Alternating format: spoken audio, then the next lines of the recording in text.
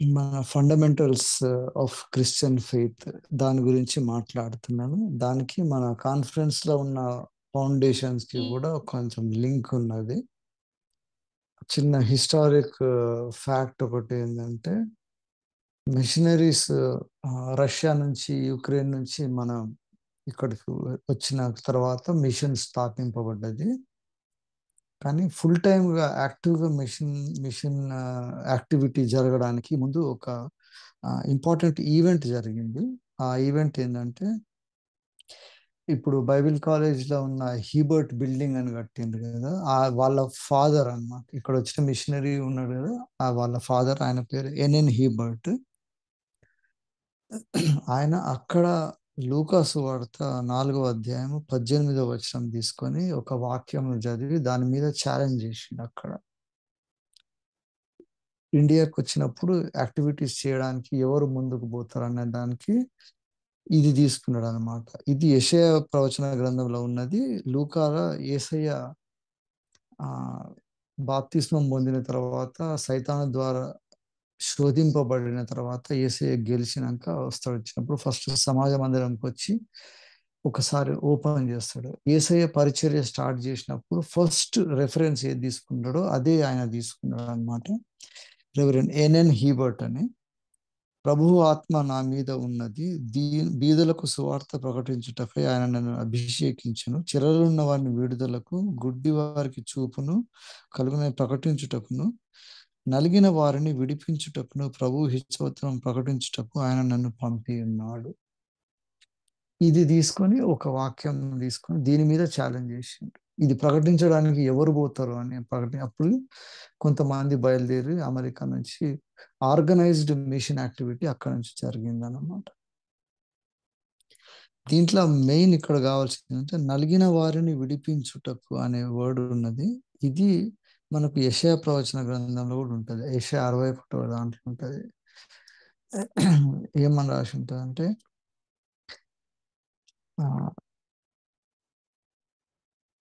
61వ అధ్యాయంలో ఉంటుంది యెషయా ప్రవచన గ్రంథంలో. ఇదే దీని రెఫరెన్స్ ఒరిజినల్ అన్నమాట. అది ప్రభువు యెహోవా ఆత్మ నా మీద వచ్చి ఉన్నది, దీనులకు సువర్తమానం ప్రకటించుటకు యెహోవా నన్ను అభిషేకించెను, నలిగిన హృదయం గల వారిని దృఢపరచుటకు, చెరలో ఉన్న వారిని విడుదల చేయుటకు అంతా చెప్పిండు కదా.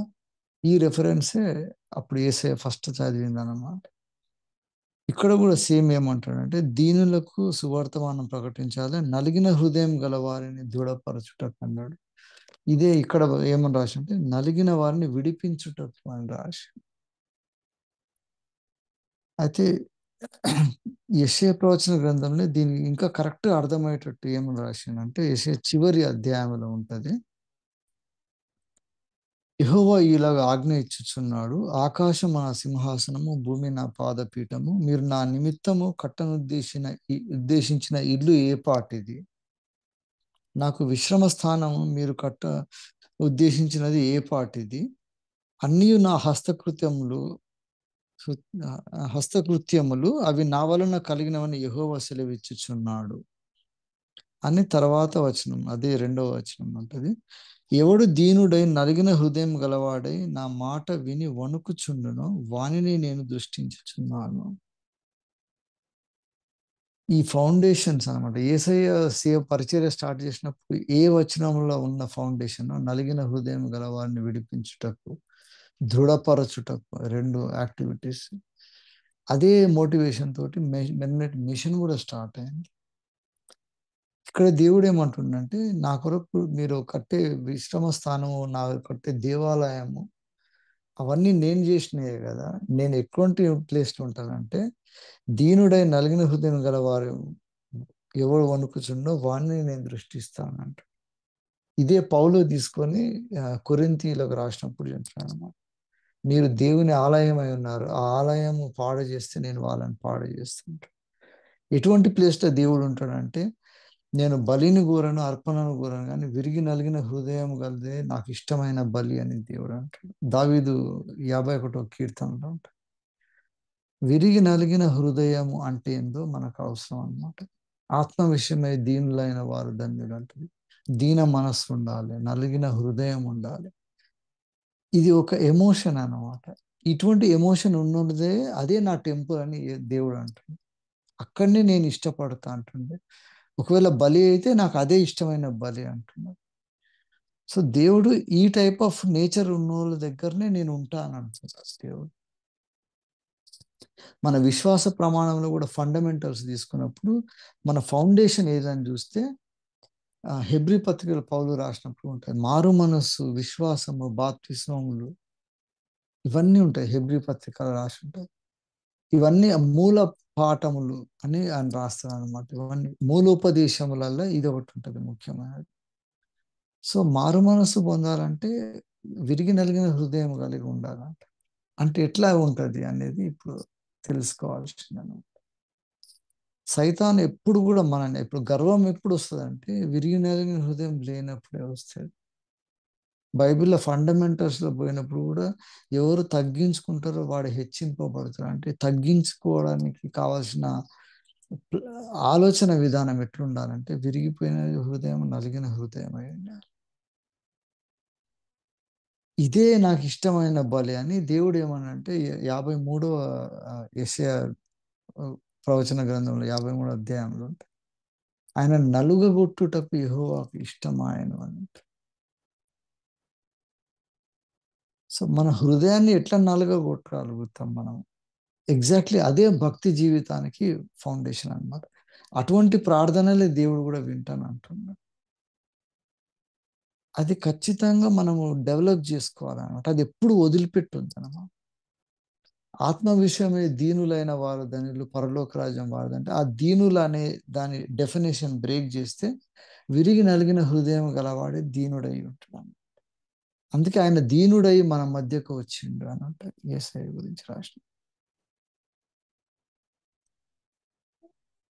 తెలుగులో నలిగిన హృదయం, విరిగి నలిగిన హృదయం అని రాసింది. దాన్ని కరెక్ట్గా బ్రేక్ చేసి మనకు ఎక్కడ క్లియర్గా ఉన్నదంటే దాని గురించి దావీదు రాస్తున్నాడు. 34వ కీర్తన రాస్తున్నాడు. నీతిమంతులు మొరపెట్టగా యెహోవా ఆలకించును, వారి శ్రమలన్నిటి నుండి ఆయన వారిని విడిపించును. విరిగిన హృదయం గల వారికి యెహోవా ఆసన్నుడు, నలిగిన మనస్సు గల వారిని ఆయన రక్షించును అంట. ఇది రక్షణ అన్నమాట. అసలు విరిగిన హృదయం గల వారికి యెహోవా ఆసన్నుడై ఉంటాడు, నలిగిన హృదయం గల వారిని రక్షిస్తుంటాడు. ఈ మనస్సు అండ్ హృదయం ఈ రెండిటితోటి దేవుడు ఎంగేజ్ చేస్తూ ఉంటాడు. విరిగిన హృదయం అంటే ఏంటంటే గిల్టీనెస్ అన్నమాట. అరే నేను తప్పు చేసిన కదా, నేను పాపిని కదా అని సబ్మిట్ కావడం అన్నమాట. నేను తప్పు చేసిన అని సబ్మిట్ చేయడమే విరిగిపోయిన హృదయం అన్నమాట. తర్వాత అరే నేను తప్పు చేసిన కదా అని క్షమాపణ కొరకు మనం రిటర్న్ వస్తాం చూడు, అది నలిగిన హృదయం. హృదయం విరుగుతుంది, తర్వాత నలిగిపోతాను అన్నమాట. ఈ రెండు మనం జనరల్గా ఆలోచిస్తే చూడండి ఎట్లుంటుంది. ఒక లెటర్స్ ఒక మంచి ఒక గట్టి పల్లీలని జనరల్ గ్రైండ్ చేస్తాం, గ్రైండర్లో చేసినప్పుడు. కానీ ఇప్పుడు గ్రైండర్స్ రాకముందు దంచి చేసేది. సో ఏదైనా ఒక గట్టి అంటే గట్టి పదార్థం ఏంటంటే దాన్ని ఫస్ట్ దాన్ని విరగొడతారన్న ముక్కలు ముక్కలు చేసినాక దాన్ని రోట్లు వేసినాక దాన్ని రుబ్బి దాన్ని అప్పుడు నలగగొడతారు. అప్పుడు పేస్ట్ అవుతుంది కదా. మన హృదయాన్ని కూడా అట్లా చేయాలంటారు. మనకి ఈజీగా తెలవాలంటే ఇప్పుడు అల్లము తర్వాత ఎల్లిపాయలు ఇవన్నీ మనం జింజర్ గార్లిక్ మిక్స్ చేయాలంటే ఎట్లా చేస్తామో మన హృదయం కూడా అట్లా చేసినప్పుడే దాంట్లో దేవుడు ఇష్టపడతాడు. దేవునికి కావాల్సింది అక్కడ వస్తుంది అన్నమాట. మన ట్రూ నేచర్ కూడా అక్కడనే బయటపడుతుంది. మనం ఎటువంటి వాళ్ళము, మనం ఎంత పాపము లేకపోతే ఎటువంటి నేచర్ మనకున్నదో అది తెలుస్తుంది అనమాట. అట్లా విరిగినాక అరే నేను తప్పు చేసిన కదా పశ్చాత్తాపడేదే నలిగిన హృదయం అని. ఈ రెండు కాంబినేషన్ ఉన్నోడే దేవునికి కావాల్సింది అనమాట. అటువంటి హృదయం ఉంటే దాన్ని సరిచేయడానికి నేను వచ్చిన అని అంటాడు. అందుకనే ఈ వాక్యం మీ మధ్య నెరవేరింది, ఈ రోజు నెరవేరింది అని యేసయ్య అప్పుడు ఫస్ట్ సమాజ మందిరం పోయినప్పుడు అంటాడు అన్నమాట. ఇది మీ వినికిడిలో ఈ వాక్యం ఇప్పుడు నెరవేరింది అంటాడు. ఎందుకంటే అప్పుడు నేను స్టార్ట్ చేస్తున్నాను ఆ మిషన్ అని యేసయ్య స్టార్ట్ చేస్తాడు. విరిగి నలగగొట్టబడడం యెహోవాకు ఇష్టమైంది. అక్కడి నుంచి స్టార్ట్ అయింది అనమాట. అందుకే 33 సంవత్సరాల దాకా యేసయ్య యాక్టివిటీస్ని పబ్లిక్ చేయలేదు. ఫస్ట్ పబ్లిక్ చేసినప్పుడు అప్పుడు స్టార్ట్ అయింది అనమాట. శిలువ యజ్ఞానికి ఫస్ట్ స్టెప్ అదనమాట. అక్కడ నుంచి స్టార్ట్ అయినాక యేసయ్య ఎన్నో పనులు చేసి లాస్ట్కు శిలువ మీదకి పోయినప్పుడు అప్పుడు తండ్రి అయిన దేవుడు అంటాడు అన్నమాట.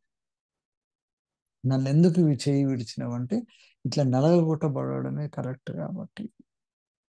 అందుకే ఆయన నలగగొట్టుటకు యెహోవాకు ఇష్టమాయెను. ఇది ట్రాన్స్లేట్ చేసుకోవచ్చు అన్నమాట. అందుకని మనం కూర్చొని మన దేశం గురించి మనం ప్రార్థన చేస్తున్నప్పుడు మనం నలగగొట్టబడుతుంటాం అన్నమాట. ఎవరో వేరుల కొరకు. యేసయ్య మన కొరకు ఎట్లా నలగగొట్టబడ్డాడో మనం కూడా అట్లా ప్రపంచంలో ఎంతో మంది సేవ చేస్తున్నారు. సేవకులు పోయి పని చేస్తున్నారు. ఆ సేవ ఫలించి నలిగిన హృదయం గల వారిని విడిపించడానికి దేవా నీ వాక్యం చెప్పబడుతుంది కాబట్టి అది ఫలించాలని మనం ఇక్కడ విరగొట్టబడాలా. ఈ ఎమోషన్ని మన మైండ్‌లోకి వెళ్ళి గాని, మన హృదయంలోకి వెళ్ళి ఎప్పుడు తీసుకుంటూ బయటికి పోతుందో అప్పుడు సైతాను మన గర్వంతోటి మన లోపలికి వస్తున్నాడన్నమాట. మన భక్తి జీవితానికి కూడా ఫౌండేషన్ ఇది అన్నమాట. అందుకనే ఈ మూల పాఠంలలో ఇది లేకపోతే మనం దేవుని నుంచి దూరం వెళ్ళిపోతాం. మనం చేసే ప్రార్థన కూడా అందుకే అక్కడనే నేను ఇష్టపడతా అంటాడు. చూడు ఆ, అసలు దీన్నే నేను అలక్ష్యము చేయను అని అంటారు. ఆ వర్డ్ భలే మంచిగా ఉంటుంది. విరిగి నలిగిన హృదయాన్ని అలక్ష్యం చేయడు అని అంటాడు. 51వ దాంట్లో ఉన్న చూడు కీర్తనలో 17వ వచనం 16-17 నీవు బలిని కోరువాడవు కావు, కోరిన యెడల నేను అర్పించుదును. దహన బలి నీకు ఇష్టమైనది కాదు, విరిగిన మనస్సే దేవునికి ఇష్టమైన బలులు. దేవా విరిగి నలిగిన హృదయమును నీవు అలక్ష్యము చేయవు అంట. గాడ్ కెనాట్ ఇగ్నోర్ అన్నమాట. అసలు అటువంటి మనస్సు కలిగి మనం దేవుని సన్నిధిలో ప్రార్థన చేసినప్పుడు దేవుడు దాన్ని అలక్ష్యం చేయడు అన్నమాట. మన పరిశుద్ధత రావాలంటే కూడా మన ఈ హృదయంలో దేవుడు వచ్చి నివసించాలంటే పౌలు రాస్తుంది. అందుకనే రాసిన అనమాట. ఎక్కడ ఉంటాడు దేవుడు అంటే మన హృదయం అనే ఆలయం ఉంటుంది. ఆ ఆలయం ఎటువంటిది అయి ఉండాలంటే విరిగి నలిగిన హృదయం అయి ఉండాలి. అప్పుడు దేవుడు అది నాకు ఇష్టమైన ప్లేస్ కదా అని అలక్ష్యం చేయకుండా అక్కడ వచ్చి ఆయన ఉంటాడు. The dwelling place of the creator, ఈ సృష్టికర్త ఉండడానికి అనువైన ప్రదేశం ఏంటంటే మన విరిగి నలిగిన హృదయం.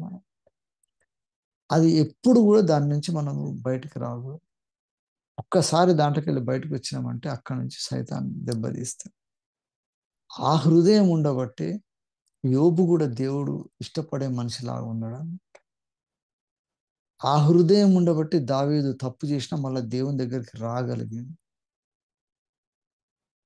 అది చాలా ముఖ్యం అన్నమాట. అందుకే మనకు పశ్చాత్తాపం అనే కంటిన్యూస్ ఫీలింగ్ దేవుని సన్నిధిలో రాకపోతే, అయ్యో దేవా నీ అంత పరిశుద్ధత లేదు కదా నాకు, ఇటువంటి తప్పులు చేసే పరిస్థితిలో ఉన్నా కదా, నేను క్షమించు దేవా అని అనే మూడు మనకు వచ్చినప్పుడు దేవుడు అప్పుడే మనల్ని పరిశుద్ధులను చేస్తాడు. మనం ఏదో వ్యభిచారం చేసి దొంగతనం చేసి పాపం ప్రతిదినం చేయాల్సిన అవసరం లేదు. మన మెంటల్ యాటిట్యూడ్ ఎట్లుండాలంటే ఎంత పరిశుద్ధినవు దేవా, నీ పరిశుద్ధతతోటి నన్ను రక్షించినవు కదా, లేకపోతే ఎంత భయంకరమైన దుర్మార్గుని కదా నేను అనే ఆ ఫీలింగ్ తోటి మన పరిశుద్ధత స్టార్ట్ అవుతుంది. ఆ యాటిట్యూడ్ పోగొట్టుకున్నప్పుడు మనం విశ్వాసం నుంచి దూరం అయిపోతూ ఉంటాం. ఎంతో మంది విశ్వాసులు భ్రష్టులు కావడానికి ఇప్పుడు కోరహు దాతాగురాను వాళ్ళు చేసిన యాటిట్యూడ్ అదే అన్నమాట.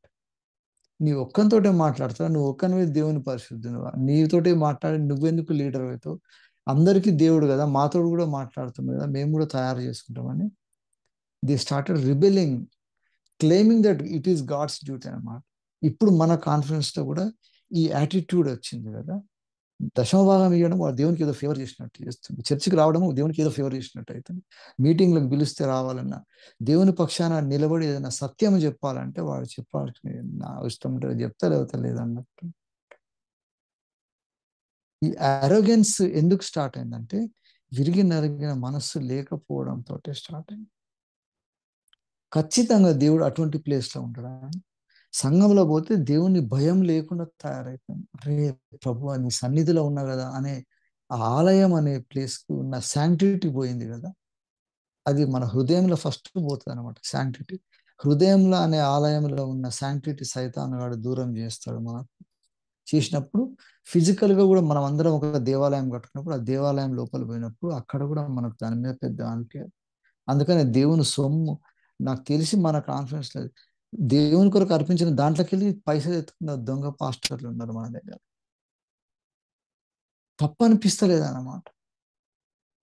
దేవుని ఆలయం ఆ విధంగా తయారైంది అన్నమాట. అందుకే యేసయ్య అన్నాడు దాన్ని దేవుడు ఎంత హేట్ చేస్తాడంటే యేసయ్య భూమి మీద ఉన్నప్పుడు చూపించిన అగ్రెషన్ యాంగర్ అంతా ఒకటేసారి చూపించింది. అది దేవాలయం క్లీన్ చేసేటప్పుడు దొంగల గుహ చేసిండు కదా అని. దేవునికి అంత హేటెడ్ ఉంటుంది అన్నమాట. తర్వాత దేవుడు ఎక్కడ ఇష్టపడి ఉంటాడంటే విరిగిన హృదయం. కాబట్టి మనము మన అవుట్ సైడ్ ఎన్వైరన్మెంట్ మంచిగా ఉండాలని మనం కోరుకునే ప్రార్థనలు చేసేటప్పుడు ఇన్సైడ్ మన హృదయం కూడా ఇట్లా ఉండాలని కోరుకోవాలి ఫస్ట్. ఇక్కడ క్లారిటీ లేకుండా, ఇక్కడ విరిగి నలిగిన హృదయం లేకుండా మనం ఎన్ని రోజులు ప్రార్థన చేసినా, ఎన్ని గంటలు ప్రార్థన చేసినా దేవుడు అంటాడు అసలు నేను లక్ష్యమే చేయను అంటాడు. కానీ ఒక్క సెకండ్ దేవుని సన్నిధిలో వచ్చి దేవా నా హృదయం విరిగిపోయింది, నేను ఎట్లాంటి పశ్చాత్తాప హృదయం కలిగి ఉండడం, ఆ యాటిట్యూడ్ తోటి ఉన్నప్పుడు దేవుడు ఒక్కటే సెకండ్లో కనెక్ట్ అవుతాడు మనతో. దేవుడు చేసే గొప్ప కార్యాలన్నిటికి కూడా ఇది మూల కారణం. ఇది విన్నప్పుడు మనకు వచ్చే ఫస్ట్ క్వాలిటీ ఏంటంటే విధేయత అన్నమాట. విధేయత అనే రియాక్షన్ ఫస్ట్ వస్తుంది అన్నమాట. మనది విరిగి నలిగిన హృదయమా కాదా ఎట్లా తెలుసుకుంటాం అంటే మనం దెబ్బకి దేవునికి విధేయులమై ఉంటాం. ఒకటే షాట్ ఇమ్మీడియట్ గా will be obedient to God. ఆ ఒబీడియన్సే యేసయ్య లోపల చూపించినారు అన్నమాట. అందుకని ఆయన విధేయుడు అయి ఉన్నాడు. మరణము పోయే అంత విధేయత చూపించిండు. ప్రాణము అర్పించి అంత విధేయత చూపించిండు యేసయ్య. ఎందుకంటే మన కొరకు విరగొట్టబడ్డాడు, మన కొరకు నలగగొట్టబడ్డాడు యేసయ్య. సో ఈ ట్రాన్స్లేషన్ అనేది ఎట్లా జరిగిందో అట్లా మనము విరగొట్టబడి నలగగొట్టబడ్డప్పుడు ఎంతో మంది రక్షింపబడతారు మన ద్వారా. ఆ హృదయం ఉండి మొదలు పెట్టిండ్రు కాబట్టి మిషనరీస్ అదే వచనంతో మన మిషన్ స్టార్ట్ చేసి వచ్చిండ్రు. అందుకే ఎంత దివ్యంగా సేవ చేయగలిగినారు వాళ్ళు. బికాస్ వాళ్ళకి ఆ మనసు ఉండే అన్నమాట. ఇన్ని కమిటీలు వేసుకోవాలి, ఈ పొజిషన్లు కావాలి, ఈ పనికిమాలిన ఇవన్నీ ఏవి లేకుండా వచ్చి దేవుని మనస్సుతోటి దేవుని కొరకు సేవ చేద్దాం అనే వరకే ఇంత గొప్ప కార్యాలు చేశారు. ఇప్పుడు చేయలేకపోవడానికి కారణం ఏంటంటే if there is one reason why our conference and our families our churches are in this situation అంటే ఈ యాటిట్యూడ్ లేకపోవడం, విరిగి నలిగిన హృదయం లేకపోవడం వల్ల దేవునికి వ్యతిరేకమైన భావజాలం మనందరికి వచ్చినాడు. ప్రతి ఒక్కడు పరిశుద్ధునిలాగా అనుకుంటుండు, ప్రతి ఒక్కడు కరెక్ట్ ఉన్నాం అనుకుంటుండు. కానీ సంఘం సాక్ష్యం అంతా కోల్పోయింది. విశ్వాసుల జీవితాలన్నీ కూడా నడుస్తున్నది కానీ రిజల్ట్ ఏం వస్తలేదన్నమాట. ఫలించని ప్రతి తీగని ఎందుకన్నాడంటే ఈ రసం తీసుకున్నప్పుడు ఫలించేదానికి ఫలితం ఉంటుంది అన్నమాట. అవే కరెక్ట్ నిజమైన ద్రాక్షవల్లి నేనే, నా తీగలు మీరు అన్నప్పుడు దేవుడు అదే అన్నాడు. అటువంటిదే ఫలితం ఇస్తుంది. అట్లా లేకుండా మనం ఎన్ని చేసినా కూడా దానికి రిజల్ట్ రాదు. పనులు చేస్తుంటాం అనిపిస్తుంది కానీ దాని రిజల్ట్ ఉండదు అన్నమాట. అట్నే ఫలించని అంజూరపు చెట్టు లాగా ఉంటాయి. అంత గ్రీన్గా అంత బాగా కనిపిస్తుంటది కానీ there are no fruits on that. అట్లా మనం కూడా మన జీవితం అయిపోయే లోపల దేవుడు అంటాడు అనమాట, నా కొరకు ఏమేమి అర్పించినవు తెచ్చినావు అని దేవుడు అన్నప్పుడు మనము దేవుని కాడ చూపించగలిగేది, దేవుడికి అర్థమయ్యేది ఏంటంటే అరే నీ లైఫ్లో ఎప్పుడు కూడా నువ్వు నా కొరకు పశ్చాత్తాపడి ఒకరి గురించి నువ్వు రోధించడానికి నా స్వభావం కొంత కూడా డెవలప్ చేసుకోలే కదా, ఇంతకాలం ఉన్నావు కానీ ఏం చేసినావు నువ్వు అని అంటావు. అందుకని మనం చేసిన సేవ, మనం చేసిన పనులన్నీ కూడా దేవుడు అగ్నితోటి కాల్చే ఒక టైం వచ్చినప్పుడు కొన్నేమో బంగారం లాగా ఉంటాయి, కొన్నేమో కట్టెల్లాగా కాలిపోతాయి అన్నమాట, బూడిద అయిపోతుంది. మనం ఎంత పెద్ద సేవ చేసినాం అనుకుని అంత పెద్ద పెద్ద రాసుకొని పోతుంటాం, కానీ అక్కడికి వచ్చే లోపల దేవుడు అంటాడు అసలు ఈ వేస్ట్, అది పనికి రాదు, తీసేయ అంటాడు. అందుకనే ఈ యాటిట్యూడ్ లేకుండా మనం ఏది చేసినా కూడా దేవుడు అంటున్నది నిష్ప్రయోజనమే అంట. ఒకడు గాలికి కొట్టినట్టే కొట్టినది అన్నట్టండి. తర్వాత గాలి వెళ్ళిపోతుంది, అది వెళ్ళిపోతుంది. అందుకే గాలికి చెదరగొట్టు పొట్టు వలె వాళ్ళు చేసే పనులు ఉంటాయి అన్నట్టు. చూడడానికి బాగుంటుంది కానీ గాలి వస్తే మాత్రం అది కనబడకుండా పోతుంది. మనం బట్టి స్థిరమైన పునాది అంటే అదే అనమాట. దేవుడు ఏది ఎగ్జాంపుల్ చూపించినా అదే చూపించండి. ఒకడు ఇసుక మీద కడతాడు, ఒకడేమో రాయి మీద బండ మీద కడతాడు. బండ మీద కట్టాలంటే వాడు పునాది సరి చేసుకునే కట్టాలి కదా. ఇసుక మీద రాయి పెడితే నిలబడదు కదా. ఆ ఇసుక అంతా తీసేసినాక కింద గట్టి నేల మీద అప్పుడు రాయి పెట్టి దాని మీద కడితే ఎంత తుఫాన్ వచ్చినా ఎంత వరదలు వచ్చినా అది నిలబడుతుంది. మన విశ్వాసం కూడా స్థిరంగా ఉండాలంటే మనకు పునాది ఏంటంటే విరిగి నలిగిన హృదయమే మన పునాది. అక్కడనే దేవుడు ఉంటాడు, అక్కడనే దేవునితోటి మనకు కమ్యూనికేషన్ ఉంటుంది. దేవుని స్వభావం రావాలన్నా, దేవుని ఆలోచనలు మన నుంచి రావాలంటే కూడా దానికి కావాల్సిన ఒకటే వన్ క్వాలిటీ. మనకు థియాలజీ అవసరం లేదు, మనం పండితులం కావాల్సిన అవసరం లేదు, ధనవంతులం కావాల్సిన అవసరం లేదు, పురుషులు స్త్రీలని ఏ భేదం లేదు. ఎవ్రీబడి ఈ యాటిట్యూడ్ ఉన్నామంటే మనము దేవుని కొరకు ఏ పని చేసినా అది గొప్ప కార్యం అవుతుంది. మనం గొప్ప కార్యాలు తలపెట్టే అవసరమే లేదు. ఇంటి నుంచి బయటికి వెళ్ళినామంటే ఏది పని చేస్తున్నా కూడా దేవుడు దాన్ని మహిమకరంగా తయారు చేస్తున్నాడు. ఎక్స్ట్రాడినరీ పవర్ అంతా ఎక్కడున్నదంటే విరిగి నలిగిన హృదయం లోపలనే ఉంది.